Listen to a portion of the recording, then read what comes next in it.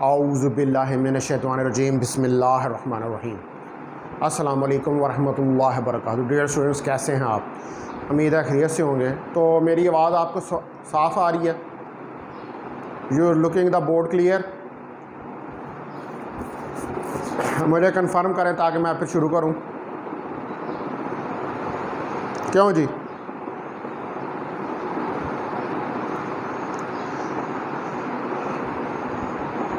तो आज जो है वो हमने स्टडी करना है। आज हमारा लेक्चर नंबर 16 है, Bohr interpretation of hydrogen atom spectrum.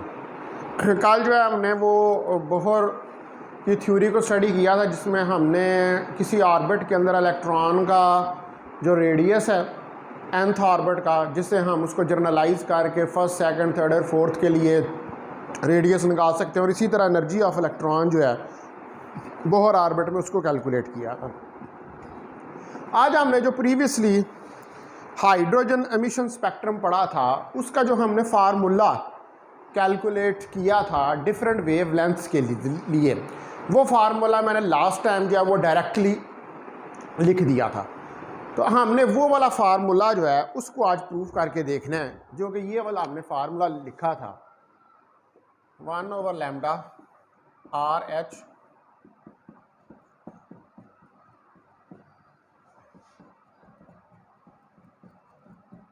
ये फार्मूला जो है इसको प्रूफ करके देखना है इसकी जर्नलाइज फॉर्म जो है वो क्या है।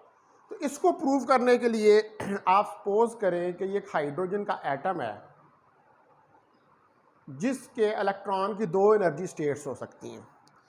एक एनर्जी स्टेट जो है इसको हम कह देते हैं कि ये P है, और एक एनर्जी स्टेट जो है उसको हम कह देते हैं कि वो N है।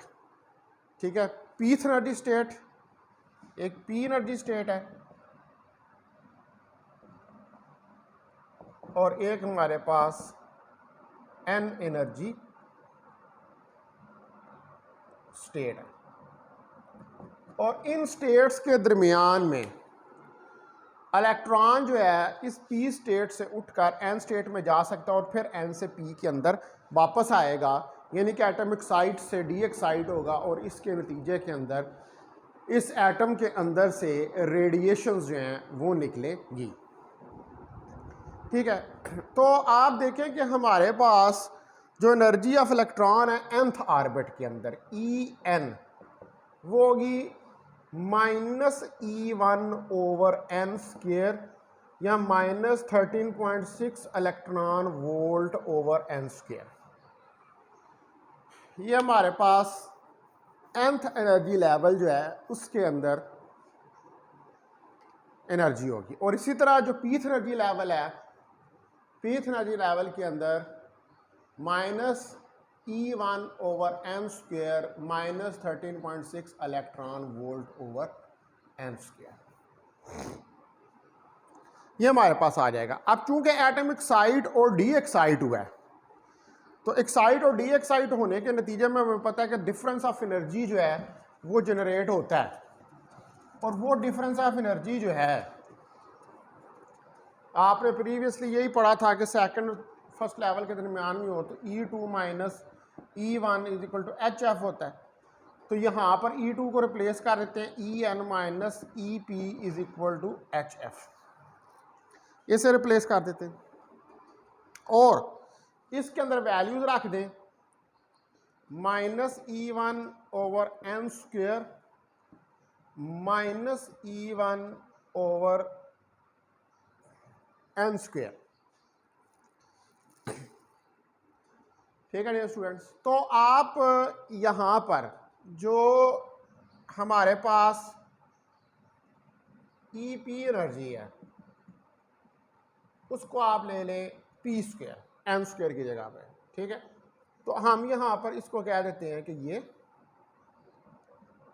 P², pth लेवल और nth लेवल, और इसमें से रेडिएशन निकलेगी HF। इसको हम लिख सकते हैं E1/n² प्लस E1/P² = HF। ये हम जो है इसको राइट डाउन कर सकते हैं। अब आप क्या करें कि इसको रीअरेंज कर लें, E1/p² माइनस E1/n² HF के बराबर आ जाएगा। यहां से E1 को आप कॉमन ले लें तो that is equal to HF। ये चीज जो है हमारे पास आ जाएगी। अच्छा, अब आप देखें कि जो F है C is equal to F is equal to C lambda के बराबर होता है। तो F जो है, सॉरी उल्टा लिखती हूं, V जो है वो F लैम्डा के बराबर होता है, या C जो होता है वो F लैम्डा के बराबर होता है। तो चूंकि ये फोटॉन्स है तो वेलोसिटी ऑफ लाइट होगी, तो F is equal to C over lambda हमारे पास आ जाएगा। वो वैल्यू आप यहां पर रखें तो 1 minus p² 1 minus n² HC over lambda.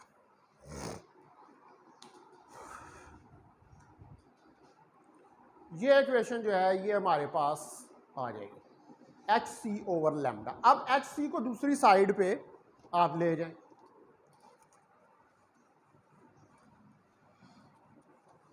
HC को दूसरी साइड पे लेके जाएंगे तो क्या होगा, E1 ओवर HC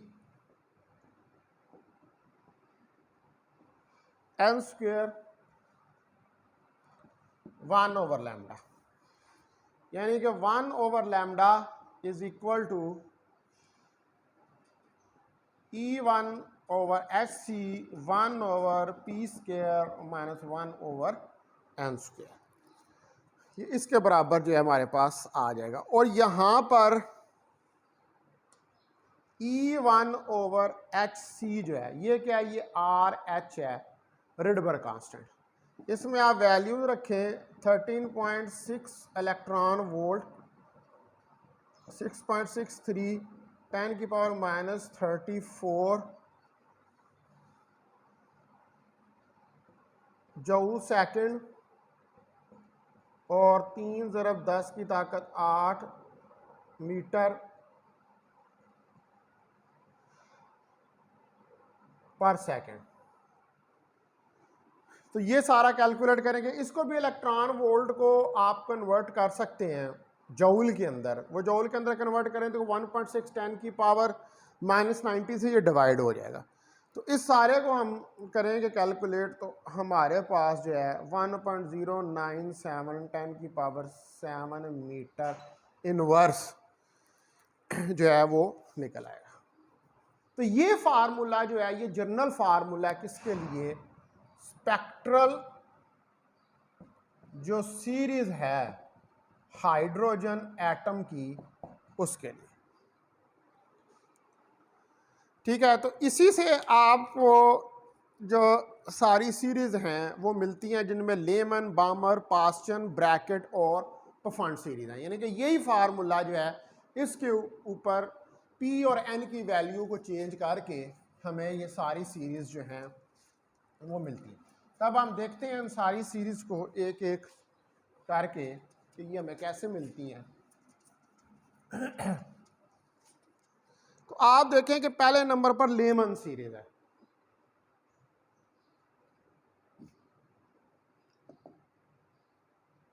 तो लेमन सीरीज जो है ये हमें कब मिलती है कि जब इलेक्ट्रॉन जंप करता है from second third orbit first orbit के अंदर। यानी कि अगर P1 हो और N2 3 4 and up to so on हो तो हमारे पास लेमन सीरीज आती है। ये दिस इज लेमन सीरीज, और ये हमें पता है कि किस रीजन में होती है हमारे पास, it is in the ultraviolet region. ये हमारे पास अल्ट्रा वायलेट रीजन के अंदर होती है।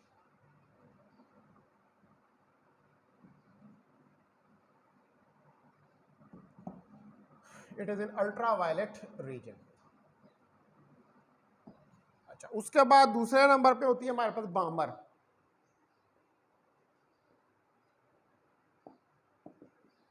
तो बामर सीरीज जो है इसके अंदर इलेक्ट्रॉन जंप करता है आउटर ऑर्बिट से सेकंड इनर ऑर्बिट के अंदर, ठीक है जी। यानी कि हमारे पास 1/λ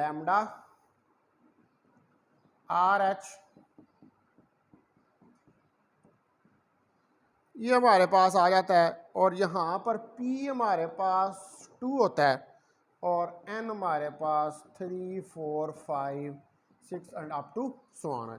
ये हमारे पास इंफ्रा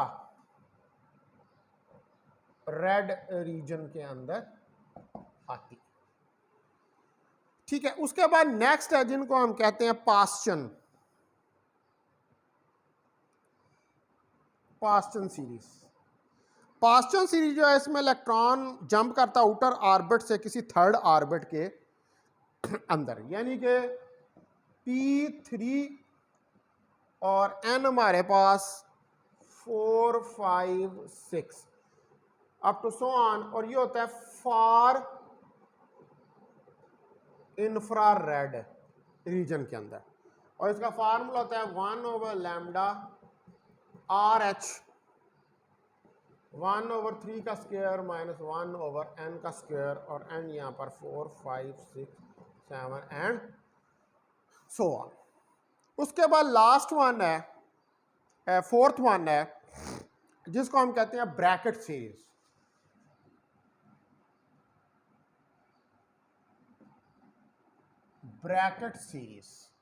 ब्रैकेट सीरीज जो है इसके अंदर इलेक्ट्रॉन आउटर ऑर्बिट से फोर्थ ऑर्बिट के अंदर, यानी कि P हमारे पास 4 और N 5 6 7 8 एंड सो ऑन के अंदर आता है। और ये भी हमारे पास जो है ये फार इंफ्रारेड रीजन के अंदर जो है हमारे पास ये आती है। और बामर सीरीज आपको पता है कि ये बामर का मैंने उल्टा लिख दिया है। बामर सीरीज जो है ये आती है आपके पास विजिबल के अंदर, ठीक है। और पास्चन जो है ये आती है इंफ्रारेड में, और ब्रैकेट आती है फार इंफ्रारेड के अंदर, और इसका फार्मूला होता है 1/λ RH 1/4 square minus 1/n square. ये हमारे पास फार्मूला है ब्रैकेट सीरीज का। उसके बाद लास्ट पे आती है हमारे पास पफंड सीरीज।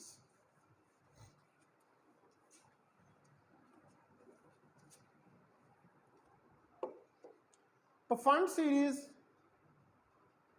भी फार इंफ्रारेड में होती है, और इसके अंदर इलेक्ट्रॉन जंप करता है आउटर ऑर्बिट से फिफ्थ ऑर्बिट के अंदर। 1/λ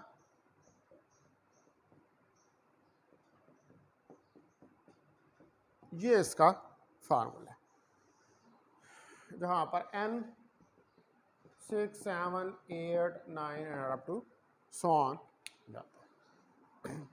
तो ये सारी हमारे पास जो हैं वो सीरीज हैं हाइड्रोजन के स्पेक्ट्रम के अंदर, और ये फार्मूला जो है इसको ड्राइव किया गया था with the help of the third postulate of Bohr atomic model, ठीक है। और यहाँ पर हमें क्लियर कट पता चलता है कि हाइड्रोजन का जो एटम है उसके अंदर डिफरेंट सीरीज इसलिए आती है, होता तो एक ही इलेक्ट्रॉन है, लेकिन एक इलेक्ट्रॉन जो है उसकी डिफरेंट एनर्जी स्टेट्स हो सकती हैं, और वो किसी भी आउटर ऑर्बिट से किसी भी एनर्जी स्टेट के अंदर वापस मूव कर सकता है, जिसके नतीजे में एटम एक्साइट और डी एक्साइट होता है और रेडिएशन से निकलती है। अब देखें ना, है तो एक इलेक्ट्रॉन है, लेकिन वो किसी भी लेवल के अंदर उसकी जो एनर्जी इस लेवल में भी हो सकता है, इस लेवल में भी हो सकता है, इस लेवल में भी हो सकता है, इधर भी हो सकता है। उसके जो एनर्जी स्टेट्स हैं वो इनफाइनाइट हैं, ठीक है। इलेक्ट्रॉन की जो एनर्जी स्टेट्स हैं, the energy states of electron are infinite in the hydrogen atom, तो जो कि इनफाइनाइट हैं तो एटम किसी भी लेवल से किसी दूसरे लेवल में ट्रांजिशन कर सकता है, तो इसलिए हमारे पास डिफरेंट वेवलेंथ और फ्रिक्वेंसीज की रेडिएशंस जो हैं वो हाइड्रोजन एटम में से इमिट होती हैं। उसके बाद अब नेक्स्ट चीज़ जो हमने स्टडी करनी है वो हमने करना है फ्रैंक हर्ट्ज एक्सपेरिमेंट।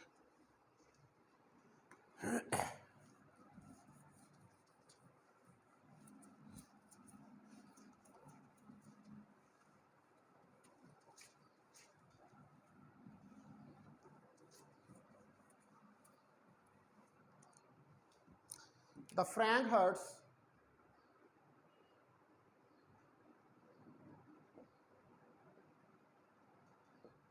एक्सपेरिमेंट।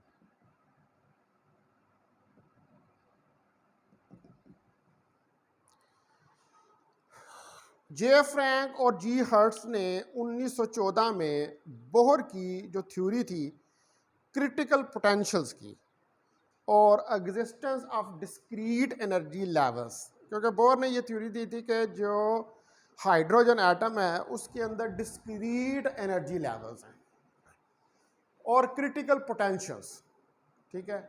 इनको प्रूव किया था जे फ्रैंक और जी हर्ट्ज ने। कब? इन 1940। और इन्होंने प्रूफ की, दे प्रूफ बोहर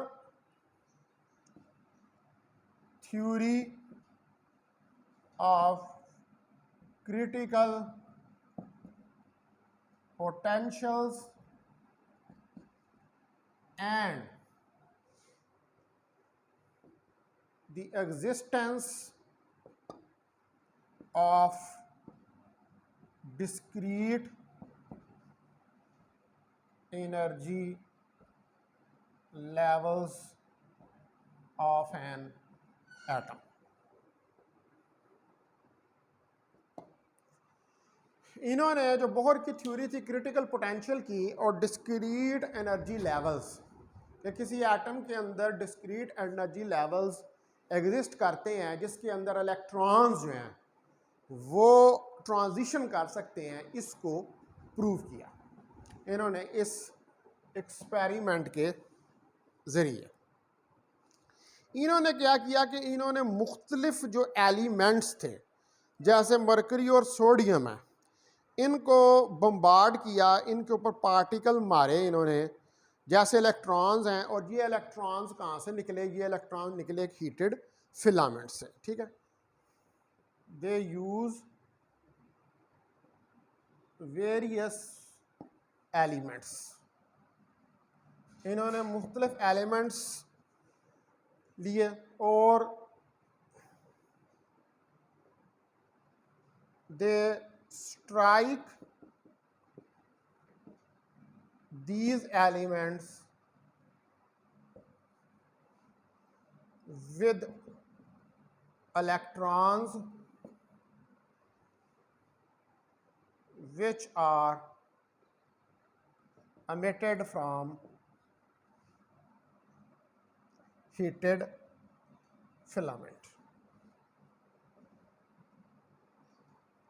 तो इन्होंने मुख्तलिफ किस्म के एलिमेंट्स लिए और वो जो एलिमेंट्स थे उनके ऊपर इलेक्ट्रॉन्स को बम्बार्ड किया, इलेक्ट्रॉन्स को स्ट्राइक किया, और ये इलेक्ट्रॉन्स जो हैं ये कहाँ से निकल रहे थे? ये हीटेड फिलामेंट में से निकल रहे थे, ठीक है डियर स्टूडेंट्स। तो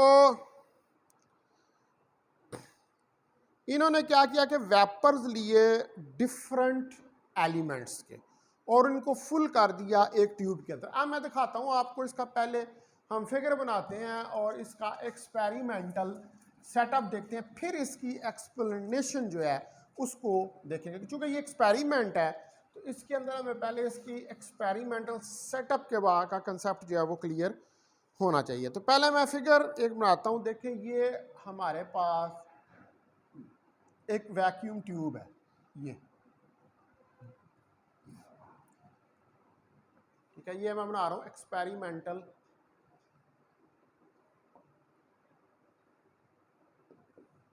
सेटअप। ये एक वैक्यूम ट्यूब है और यहाँ पर हमारे पास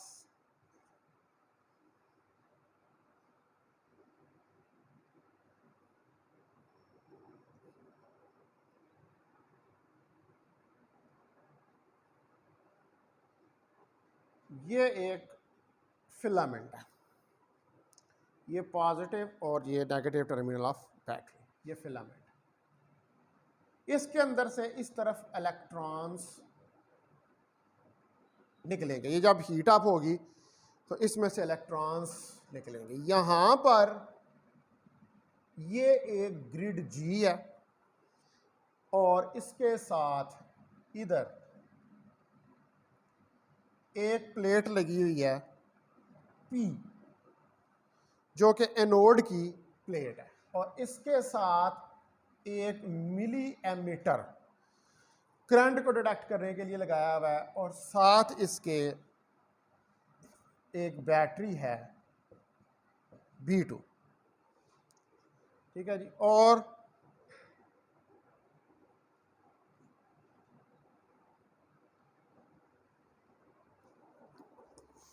ये यहाँ पर हमारे पास ग्रिड है जो यहाँ पे कनेक्ट हो रहा है इधर सर्किट के अंदर, और इधर ये बैटरी हमारे पास B2 है, बल्कि एक मिनट,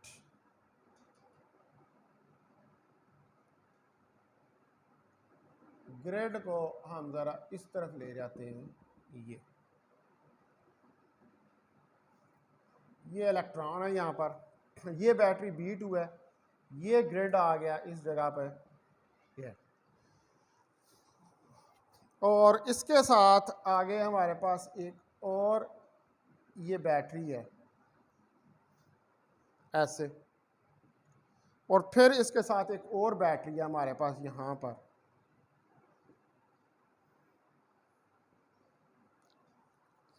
ये बैटरी हमारे पास B1। ठीक है, यहाँ पर इसके दरमियान एक वोल्ट मीटर पोटेंशियल डिफरेंस को चेक करने के लिए हमने लगाया हुआ है, और इधर ये दी हुई है लाइट वोल्टेज LED सप्लाई।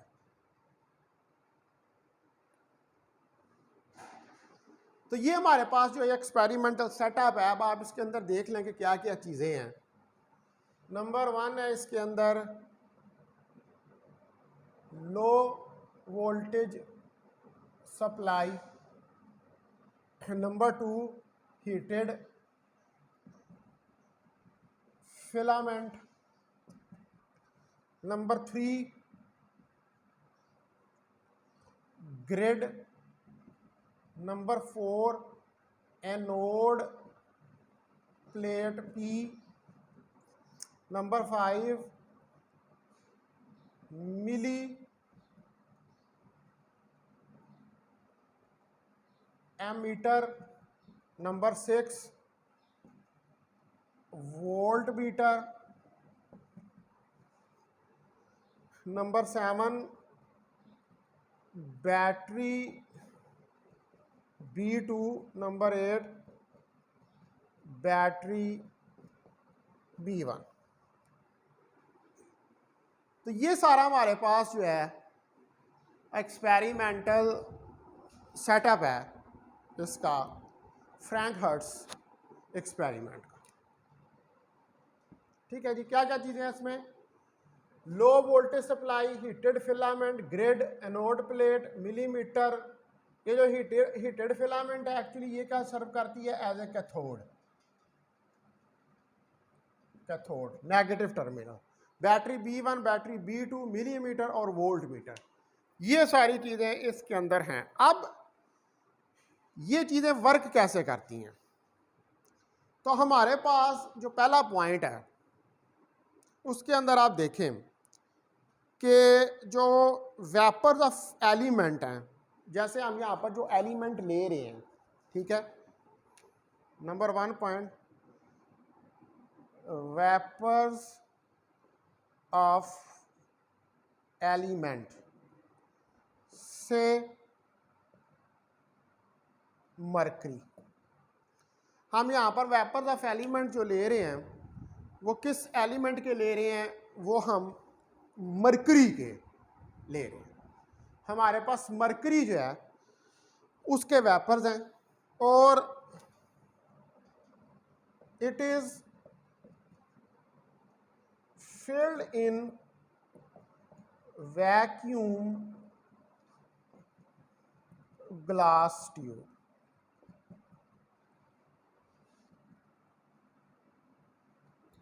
और ये वाली जो ग्लास ट्यूब है ये वैक्यूम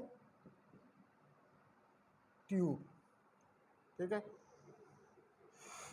यहाँ पर जो है इसका ए जो है वो लिख लें, इसके पार्ट्स के अंदर ही वैक्यूम ट्यूब जो कि ग्लास की बनी हुई है। इस ग्लास की जो वैक्यूम ट्यूब है इसके अंदर हमने मरकरी एलिमेंट्स के वेपर्स जो हैं वो फिल किए हुए हैं और इस ग्लास ट्यूब के अंदर जो है वो वैक्यूम है। ये टोटली वैक्यूम है इस ग्लास ट्यूब के अंदर, ये एयर टाइट है, ठीक है। और यहाँ पर हमने जो प्रेशर लिया हुआ है जिस पर हमने ये वेपर्स जो हैं उनको फिल किया हुआ है इस ग्लास ट्यूब के अंदर, वो प्रेशर जो है वो 1 मिलीमीटर ऑफ Hg है मरकरी का, ठीक है। तो इलेक्ट्रॉन्स अब कैसे प्रोड्यूस होंगे? ये जो लो वोल्टेज बैटरी है, ठीक है, ये लो वोल्टेज बैटरी जो है ये हीट अप करेगी फिलामेंट को,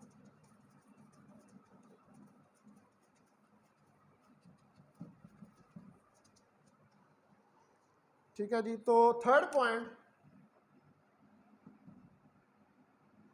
the low voltage battery heats up the cathode, mean filament F, and due to harmonic emission electrons will emit from the heated filament। तो जो लो वोल्टेज बैटरी है, low voltage battery क्या करेगी, वो heat up करेगी cathode को, mean जो हमारे पास फिलामेंट एफ है, और इस फिलामेंट एफ के अंदर से इलेक्ट्रॉन्स जो है वो निकलेंगे।